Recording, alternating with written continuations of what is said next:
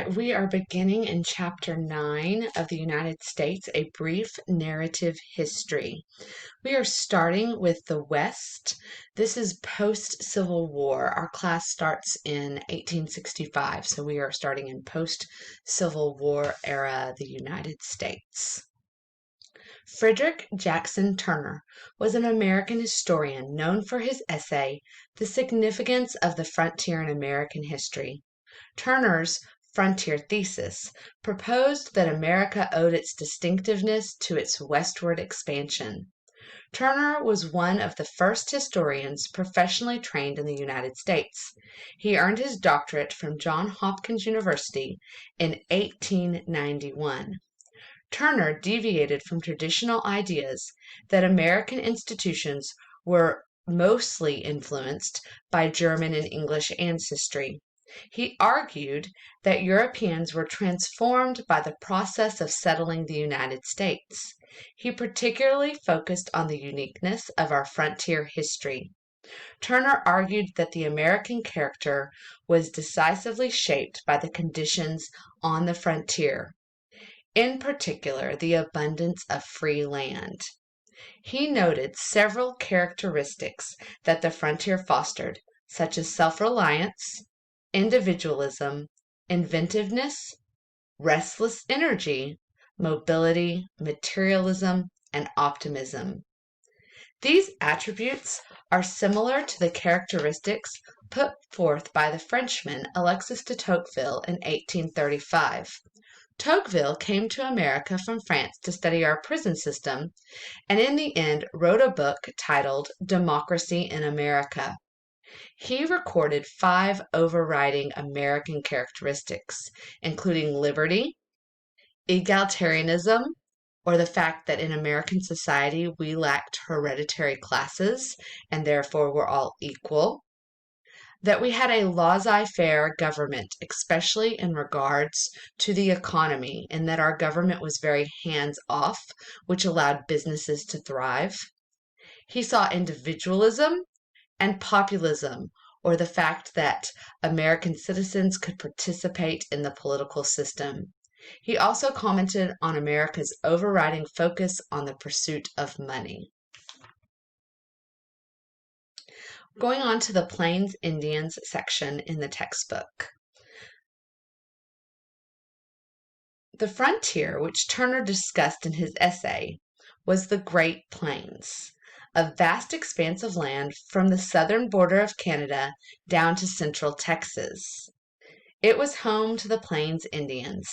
The Sioux, Cheyenne, Crow, Pawnee, and Comanche lived a nomadic lifestyle and followed the buffalo herds. After the Civil War, settlers resumed their westward expansion, and the idea of manifest destiny would come to a head with the Native Americans' way of life. Manifest destiny is the idea that the United States is destined to expand its territories and ideas across the North American continent, and that the country has the God-given right to do so. Manifest destiny was used to justify the removal of Native Americans from their lands. This painting is titled Spirit of the Frontier by John Gast. It clearly depicts manifest destiny. The settlers are guided by a goddess-like figure and are aided by new technologies. They are driving Native Americans and the buffalo out. The goddess figure brings light to a darkened west. There are several factors that contributed to the closing of the frontier. The first was the philosophy of manifest destiny. However, a big draw came from the wealth seekers, also known as prospectors. The discovery of gold and silver drew many west. The influx of miners to the western frontier aggravated relations with the Native Americans who saw the land which they were turning into boom towns as their own. In 1858, gold was discovered in Colorado, and over 100,000 people participated in the Pikes Peak Gold Rush. They became known as the 59ers, a reference to 1859, the year the rush to Colorado peaked. The prospectors helped create many of the early frontier towns, including Denver and Boulder. After the Civil War, the growth of urban populations due to massive immigration increased the demand for beef, which invigorated cattle businesses west of the Mississippi River. The early days of the cattle boom were fueled by wild longhorn cattle in the South Texas. They were rounded up and driven to railroad towns. This pattern created the open range cattle business, which ruled the frontier until the invention of barbed wire closed the open range. Cowboys sparked a romantic myth, which was far from the true rugged life lived on the open range. Cowboys worked long hours, completing arduous work. Gunplay was not a typical part of a cowboy's day.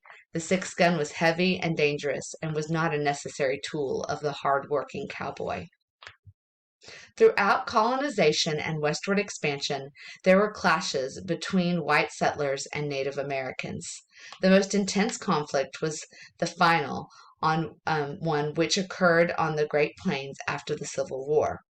The constant intrusion of miners, ranchers, and settlers clashed with Native Americans' lifestyle.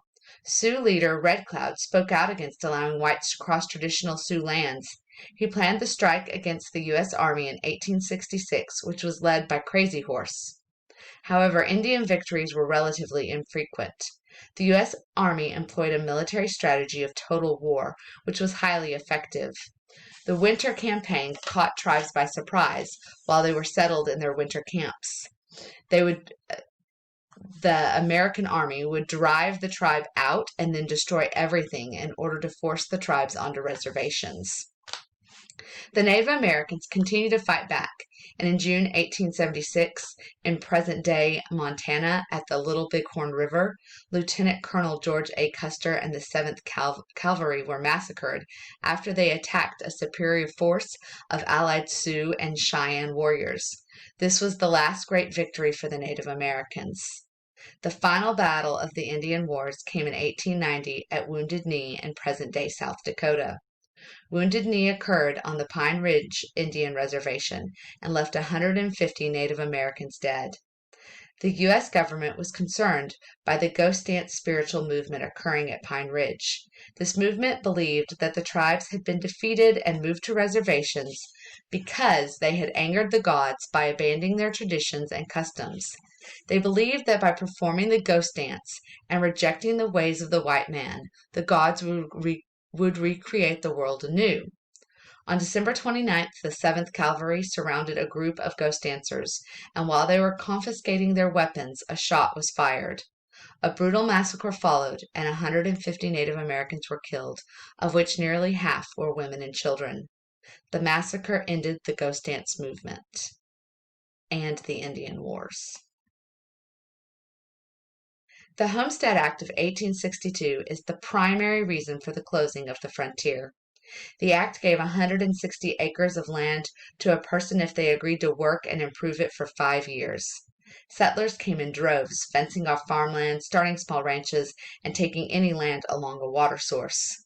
These settlers clashed with Native Americans, which brought more troops to the frontier. However, even with the Indian Wars, the draw of land enticed settlers.